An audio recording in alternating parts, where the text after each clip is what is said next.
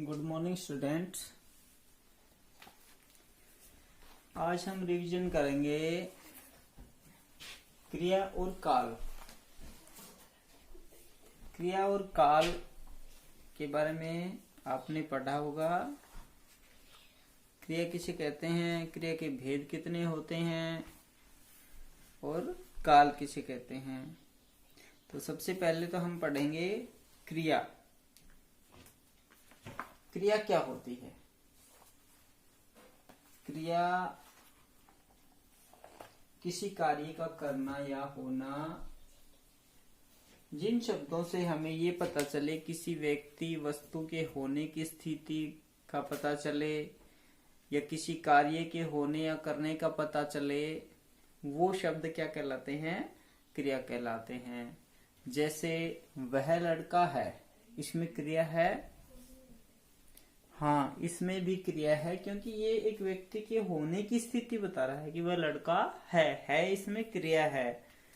तो ऐसे ही जब हम किसी व्यक्ति या वस्तु के होने की स्थिति के बारे में पता चलता है या फिर किसी कार्य के होने के, जैसे वह खाना खा रहा है, तो खाना क्या है?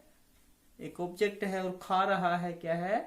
क्रिया है। तो यहाँ पे खा रहा एक क्रिया है, वहां पे है एक क्रिया है। तो ये सारी जब किसी व्यक्ति या वस्तु के होने की स्थिति या किसी कार्य के होने या करने का पता चले, वो क्या कहलाता है? आपका क्रिया कहलाता है। अब क्रिया के बाद आता है, जैसे आपकी बुक में एग्जाम्पल दे रखे हैं, प्याले मेज पर हैं, फल टोकरी में हैं, तारे आकाश में हैं। तो यहाँ पे टोकरी में हैं, मेज पर हैं, आकाश में हैं, ये इन चीजों के होने की स्थिति का पता चल रहा है। ऐसे ही नीचे दे रखा है, ट्रेन दौड़ती है, पानी बरसता है और मोर नाचता है। तो यहाँ पे नाचना, दौड़ना, बरसना, ये क्या है? कार्य हो रहे हैं। तो कार्य भी क्या कहलाता है? क्रिया कहलाता है। तो किसी कार्य का करना या होना जिससे पता चले, वो शब्द क्या कहलाता है? आपका क्रिया कहलाता है। अब आता है धातु और क्रिया में क्या अंतर है, धातु क्या होती है। क्रिया का मूल अंश धातु कहलाता है। धातु क्या है? क्रिया के मूल अंश को धातु कहते हैं।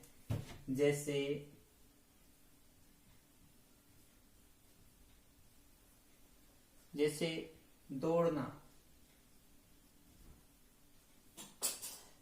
ये दौड़ना क्या है? क्रिया है। तो इसका मूल अंश क्या बन गया? ना लगने से तो ये क्रिया बन गई, लेकिन इसका मूल अंश क्या है? दौड़। दौड़ से दौड़ना बना, तो मूल अंश क्या हुआ? दौड़। तो दौड़ क्या है? धातु है और दौड़ना क्या है? क्रिया है। इसी तरह से जब हम किसी शब्द से किसी मूल धातु से कुछ जोड़ करके, ना जोड़ करके क्या बनाते हैं? हम क्रिया रूप बनाते हैं और उसका मूल अंश को हम क्या कहते हैं? धातु कहते हैं। तो क्रिया के मूल अंश को धातु कहा जाता है। जैसे पढ़, धातुएं कौन कौन सी हैं? पढ़ धातु है आपकी, लिख धातु है, चल धातु है, खा धातु है, पी धातु है, दा धातु है। ये सारी क्या है? धातुएं हैं। अब इनसे क्रिया रूप क्या बनेगा? ये तो क्या है? धातु। ये क्या है? क्रिया। तो पढ़ से क्या बनेगा? पढ़ना। लिख से क्या बनेगा? लिखना। चल से क्या बनेगा? चलना। और खा से क्या बनेगा? खाना। दा से क्या बनेगा? देना। तो ये ना लगने से क्या बन गए? आपके क्रिया रूप बन गए। और इनके मूल अंश क्या थे? लिख, पढ़, चल, खा, पी, दा आदि। ऐसे ही सभी शब्दों में ला लगने से क्या बन जाता है? वो क्रिया रूप बन जाता है और उसका मूल अंश जो होता है वो क्या कहलाता है? धातु कहलाता है। क्लियर? क्रिया और धातु में क्या अंतर है?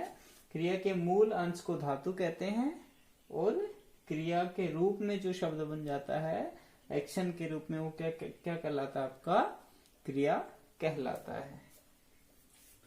अब बात आती है क्रिया के भेद। क्रिया के दो आधारों पर क्रिया के भेद किए जाते हैं। क्रिया के भेद कितने होते हैं भाई? 2 आधार होते हैं, दोनों के आधार पे अलग अलग आपके भेद होते हैं।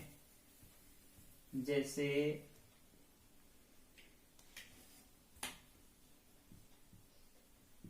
ये आपकी क्रिया है, इसके 2 भेद, 2 आधार कर दिए हमने। कौन कौन से?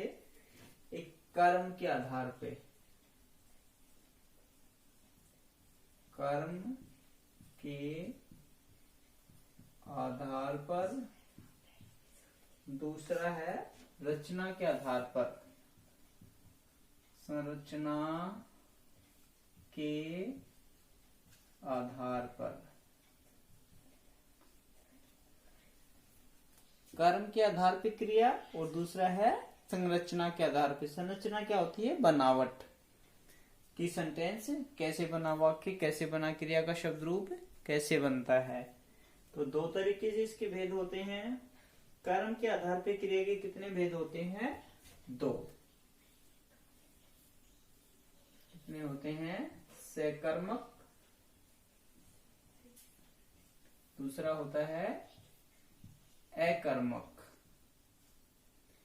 और इस आधार पे आपकी क्रिया के कितने भेद होते हैं? रचना के आधार पे, रचना के आधार पे क्रिया के भेद होते हैं आपके 5। कितने भेद होते हैं? 5। ये 5 बाद में पढ़ेंगे, पहले सकर्मक और अकर्मक के बारे में जान लेते हैं। सकर्मक क्रिया क्या होती है और अकर्मक क्रिया क्या होती है?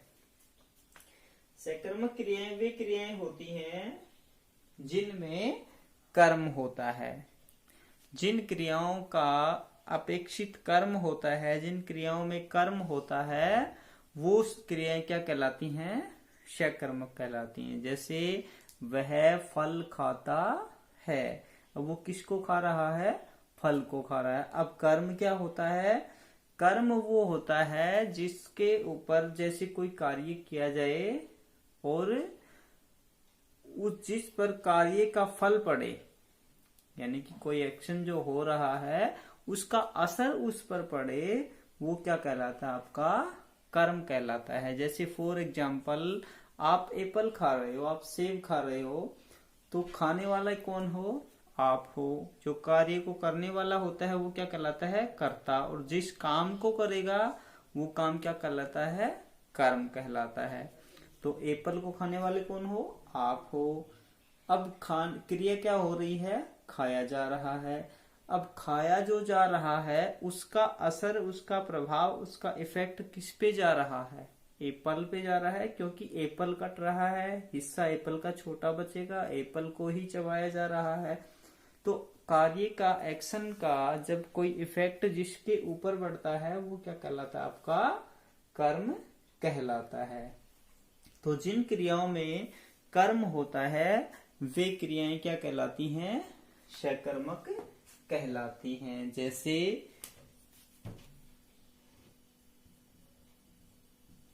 वह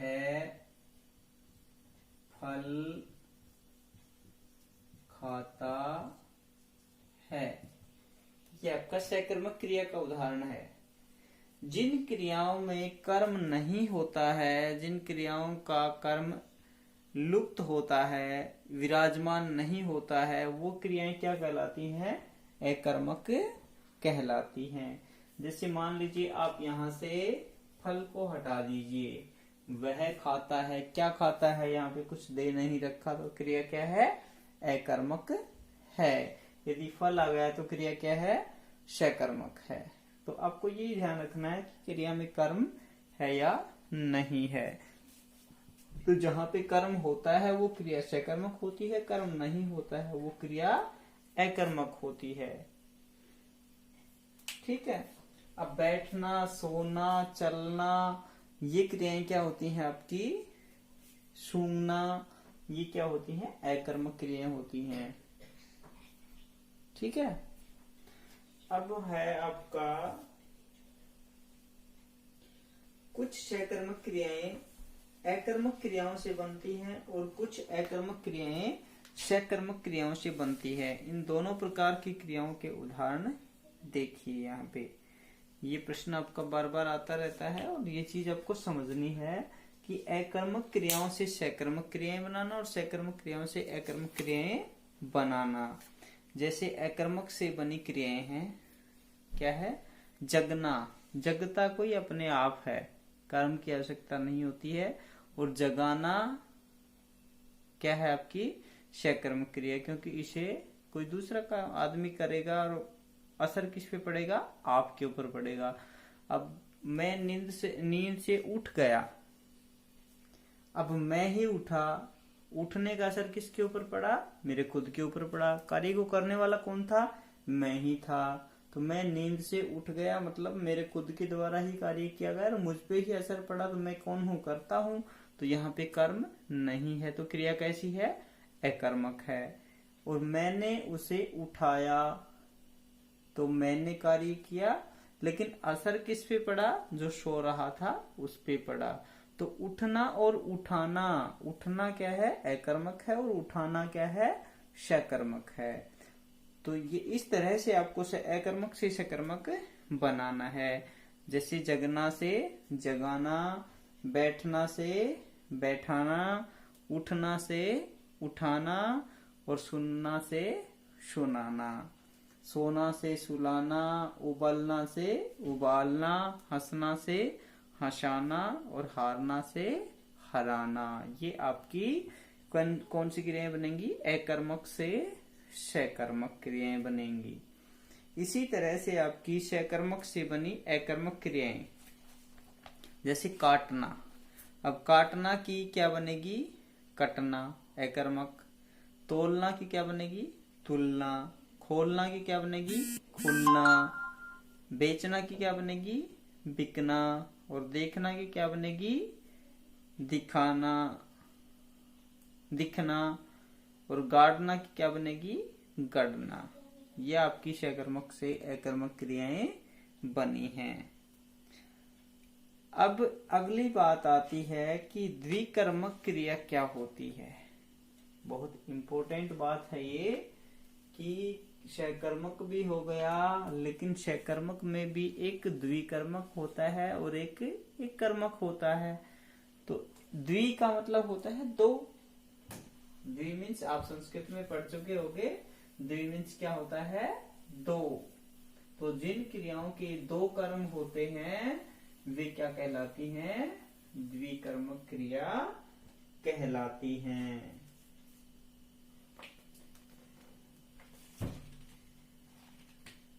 जैसे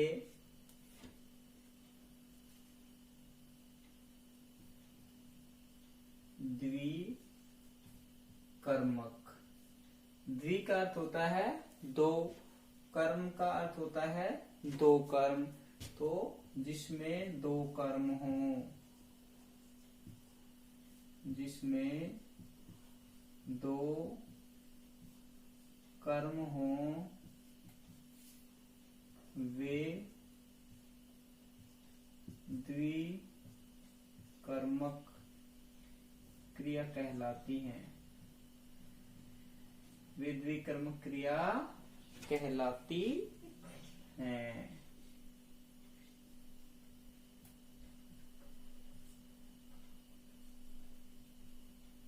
ओके। जैसे फॉर एग्जाम्पल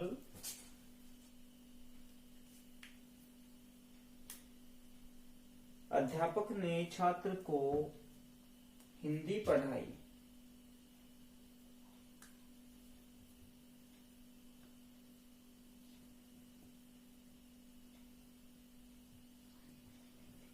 अध्यापक ने छात्र को हिंदी पढ़ाई। अब देखो, आपको सकर्मक और अकर्मक या कर्ता या कर्म पहचानने के लिए मैं आपको एक पहचान बताता हूँ कि आप कैसे पहचानोगे इसमें कर्म है या नहीं है, कर्ता है या नहीं है, कर्म है तो कौन सा है, इन सब को पहचानने के लिए आपको यहाँ पे प्रश्न बनाने की आवश्यकता है। प्रश्न का आंसर जो होगा वो आपका कर्ता या कर्म होगा। प्रश्न कैसे बनाएंगे, किससे बनाएंगे, किस तरह से बनेंगे और आंसर क्या होगा। जब प्रश्न आपका किसने से बने, किसने या कौन से बने, तो मतलब वो कर्ता है। अध्यापक ने, किसने, प्रश्न बन गया किसने मतलब कर्ता है। किसको, किसको से प्रश्न बने वो कर्म होता है। और क्या से प्रश्न बने वो भी कर्म होता है। तो यहाँ पे दो कर्म हैं। एक तो क्या, छात्र को, अध्यापक ने छात्र को पढ़ाई, हिंदी को हटा दो, या पढ़ाया, ठीक है। अध्यापक ने छात्र को पढ़ाया तो भी ये वाक्य सकर्मक का है, लेकिन यहाँ पे सकर्मक में भी एक कर्म है, दूसरा कर्म नहीं है। यहाँ पे दो कर्म है। एक किसको से प्रश्न बना, एक क्या से प्रश्न बना। तो जहां क्या से और किसको से दोनों से प्रश्न बनते हैं वो आपके दोनों कर्म के स्थान पे होते हैं।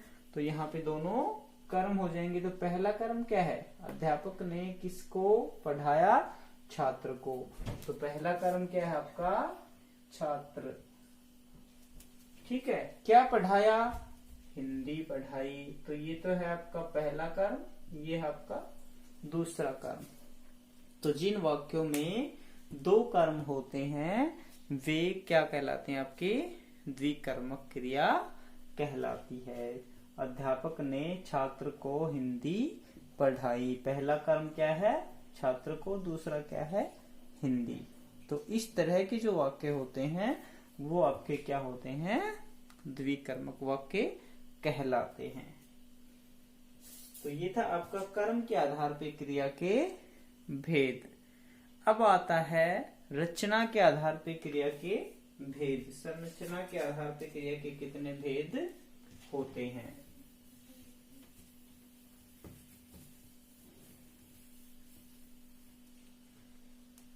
संरचना के आधार पे संरचना के आधार पर क्रिया के भेद। संरचना के आधार पे क्रिया के कितने भेद होते हैं, 5 भेद होते हैं। कौन कौन से होते हैं भाई, सबसे पहले आती है आपकी सामान्य क्रिया। सामान्य क्रिया, सामान्य क्रिया में क्या होता है, यदि किसी वाक्य में एक ही क्रिया का प्रयोग किया गया हो वो आपकी कौन सी क्रिया होती है, सामान्य क्रिया होती है। जिस वाक्य में एक ही क्रिया का प्रयोग किया गया हो वो क्या होती है, सामान्य क्रिया होती है। जैसे गीता फल लाई, गीता फल लाई। तो यहाँ पे एक क्रिया है लाई, तो कौन सी क्रिया हो गई है, सामान्य क्रिया। दूसरी होती है संयुक्त क्रिया। संयुक्त क्रिया, इसमें क्या होता है, जिसमें एक से अधिक क्रियाएं हो। संयुक्त का अर्थ होता है मिला जुला। तो जहां एक से अधिक क्रियाओं को मिलाकर के प्रयोग किया जाता है वो आपकी क्या कहलाती है, संयुक्त क्रिया कहलाती है। जैसे मोहन ने भोजन कर लिया था, मोहन ने भोजन कर लिया था। अब यहाँ पे करना भी एक क्रिया है और लेना भी एक क्रिया है, लेकिन दोनों को मिला करके एक ही क्रिया के रूप में प्रयोग किया गया है। क्रियाएं दो अलग अलग हैं लेकिन एक ही क्रिया के लिए इनका प्रयोग किया गया है। तो जहां पे एक ही सेंस में दो क्रियाओं का एक साथ मिलाकर के प्रयोग किया जाता हो ऐसी क्रिया क्या कहलाती है, आपकी संयुक्त क्रिया कहलाती है। तीसरा है आपका नाम धातु क्रिया। नाम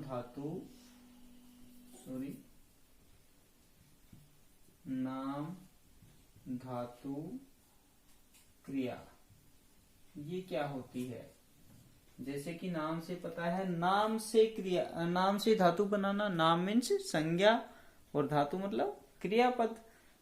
तो नाम से किसी संज्ञा पद से धातु बनाना, क्रिया बनाना क्या कहलाता है? नाम धातु क्रिया कहलाता है। इसकी डेफिनेशन क्या कहती है कि संज्ञा, सर्वनाम या विशेषण आदि शब्दों से जो क्रियाएं बनती हैं वो क्या कहलाती हैं? नाम धातु कहलाती हैं। जैसे बात से क्रिया क्या बनेगी? बतियाना। दो आदमी आपस में बातें करते हैं तो हम क्या कहते हैं कि वो बतिया रहे थे। हाथ से, हाथ क्या है? एक संज्ञा शब्द है। हथियाना मतलब हाथ में लेना। किसी चीज को हाथ पे आप एक्शन करोगे तो, काबू करोगे तो एक्शन होगा, और एक्शन क्या होता है? क्रिया होती है। बात से बतियाना, हाथ से हथियाना। त्याग भाववाचक संज्ञा है, त्याग। इससे क्रिया क्या बनेगी? त्यागना। त्याग से त्यागना। तो इस तरह के और भी बहुत सारे शब्द होंगे जो संज्ञा शब्दों से उन्हें क्रिया के रूप में प्रयोग किया जाता है, तो वो क्या बन जाती है? आपकी नाम धातु क्रिया बन जाती है। नंबर 4 है आपका प्रेरणार्थक क्रिया।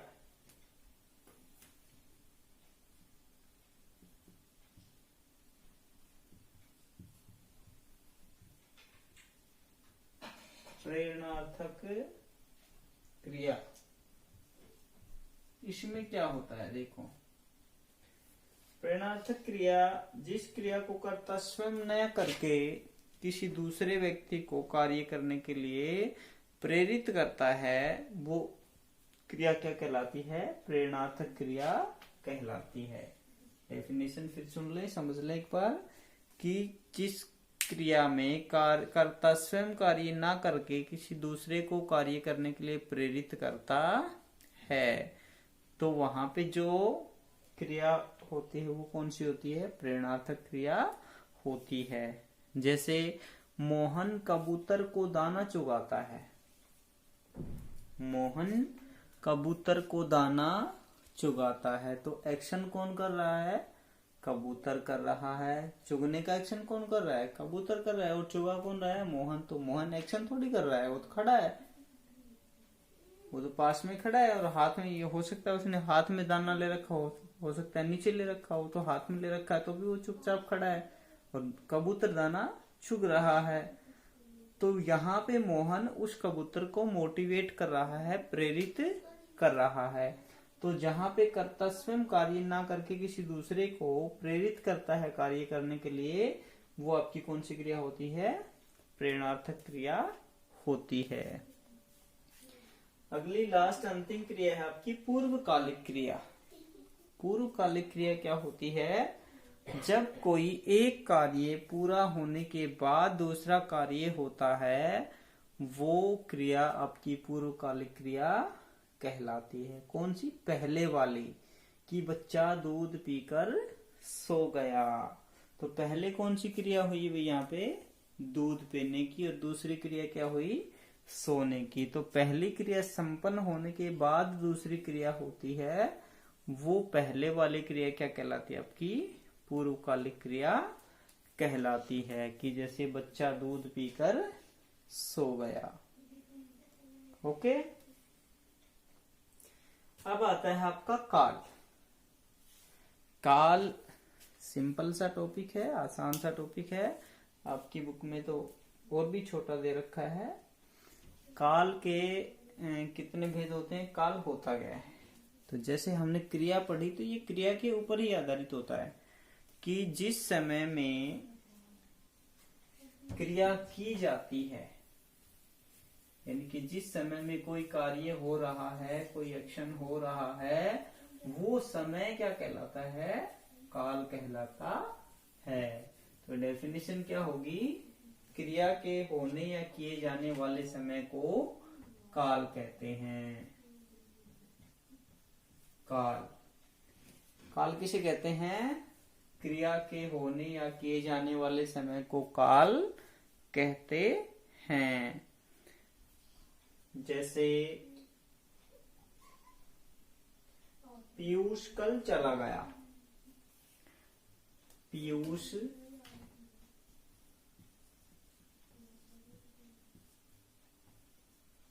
कल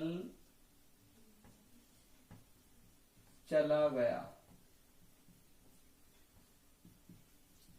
चला और गया दोनों क्या है? क्रिया है। अब इन दोनों क्रियाओं का जो संपूर्ण होना का जो कार्य है वो कब हुआ? तो कब, जब कब से कोई प्रश्न बनता है तो वो क्या होता है? आपका कालवाचक होता है। तो कब गया? कल गया। तो ये कल जो है ये समय की कैसी स्थिति को बता रहा है? कि समय बीत चुका है। तो जिससे हमें क्रिया के संपूर्ण होने के समय का बोध हो कि क्रिया अभी हुई है, बहुत पहले हुई है या आगे होने वाली है, उन सब का पता चले, वो क्या कहलाता है? आपका काल कहलाता है। काल के कितने भेद होते हैं? काल के 3 भेद होते हैं। कौन कौन से होते हैं भाई? भूत काल, वर्तमान काल, और तीसरा है आपका भविष्य काल।